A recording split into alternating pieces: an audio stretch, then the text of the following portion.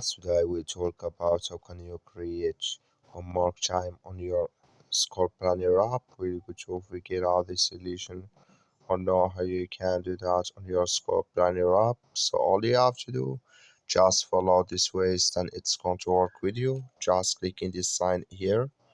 So then it's going to show for you a list like this here. Then all you have to do, just click here on homework. You just click on it, then it's going to show for you a list like this here.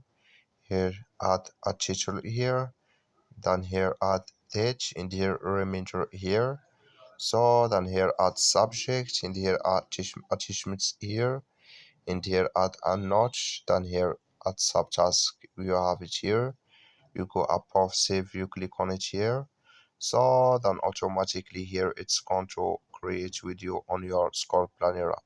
That's all you have to do. Thank you for watching. Don't forget to support us by liking and subscribe.